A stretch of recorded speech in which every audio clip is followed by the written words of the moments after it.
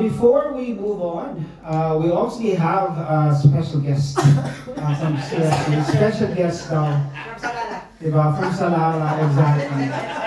Dahil may Salala yan, diba? Honorary sold yan. Honorary sold yan. Sold yan dati, sold. Honorary sold. Okay, honorary sold. Ladies, one lady, I should say. Of course, we still have sister with us. Thank you very much for keeping with us.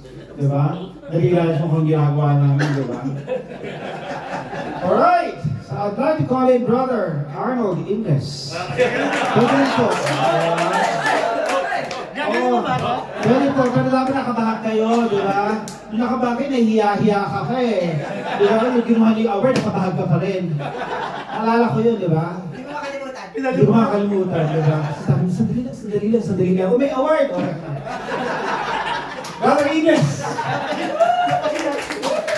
Nahiya pa kayo. Bro, tingin mo na bro. Pause lang muna. One more. 1, 2, 3. Ayun po, magandang gabi, servants of the Lord. Servants of the Lord! True man? Alam mo, sorry po kasi nasa era ako dati ng servants of the Lord, ahu. Tanda nun, di ba mabago na to no? Yung po yung era ko. Actually mga kapatid ko, nagsimula po ako sa servants of the Lord way back 2009. At ang household leader ko po, si Tokayo, si Bro Arnold. Siya ang household leader ko nung Sohar. And then, mabait ang Panginoon natin, so dinala muli ako dito sa Muscat. Ayan. At pagbalik ko po dito sa Muscat, servants of the Lord pa rin po ako. 2016. And then, 2017, naging couples po ako, narito po ang pamilya ko. And because of, katulad din ninyo, nagpakilala po muna, no?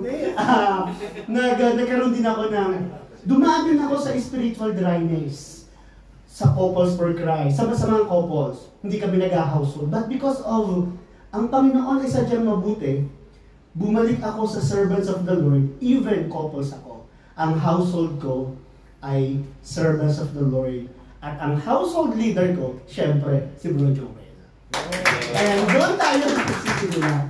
Bro Joel, thank you and I honor you sa big impact na naibigay mo sa akin bilang isang miyembro ng ating community, the Couples for Christ. With you, I realize truly the dynamic of the household. You know, brothers, in his household, and I won't forget it till the last breath of my life, our household started at 5 o'clock in the afternoon, and we finished 2 o'clock in the morning. Every Friday, there is joy in attending household with Brother Joel. Ayan, kasama namin si Bro Eder, si Bro Brandy, at sa halos sa household niya, lahat mga naging leaders after. Brother Joel, thank you and I honor you for being humble. Indeed, you are a real example of a true leaders. Your humility and impact to each member ay hindi natin maitatatuayan. It's not only sa akin, but also to my family. Especially to my uniko iho, Elijah. And tonight, while I'm going po dito, my son is crying. Because na-shock po siya. Aalis ako, Dad, where are you going? It's already night. Yun po yung kanyang ano. Sabi ko, kasi I'm going to Tito Joel. Why? And si Bro Brandy ka-chat ko po. Nabasa niya yung chat ko. What honoring for? Raja, Tito Joel is going to the Philippines for good. Oh, I will be emotional. Then he go to his room and he's crying and sad for that. Bro Joel. Sabi ko, I will manage for that later. Anyway, mga kapatid, yung impact sa buhay ko kay ni Bro Joel at ang kanyang pamilya. Through him and with Sis Myla, pinakita niya how CFC is amazing. Especially last year, nung 4 times ako na-upload. Kwento ko pa habang kwento rin yun. But Sis Myla hindi ko, once or twice ko pa lang siya nakita. Dinala ko nila sa bahay niya just to take shower, mag-dinner, and then truly the meaning of family, friendship, camaraderie in the Couples for Christ. Going back to our community here in Couples for Christ, Oman, Brother Joel give impact sa akin to serve more through his humility, the dedications to the community, despite of schedules, busy sa work, but he can able to manage it. And for that, if ang household leader ko dati nagagawa na yun, how much more ako because of I'm a product of Bro Joel as well.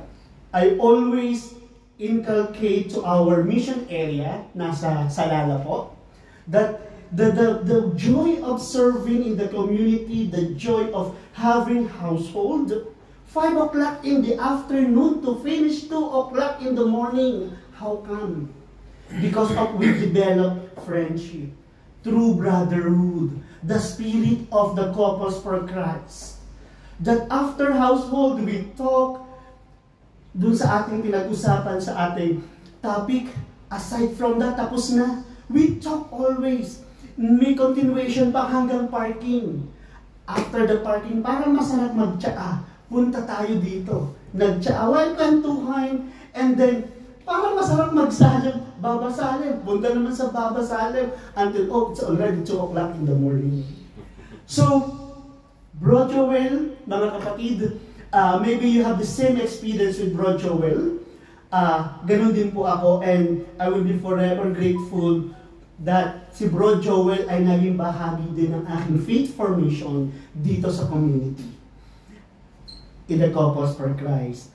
Yung mga natutunan ko rin, sharings, lagi ko rin bitbit when I am into mission sa Salala. Also, simula kasi, the first time kong natandaan, the first time kong na-meet si Bro Joel, nahiya ako sa kanya.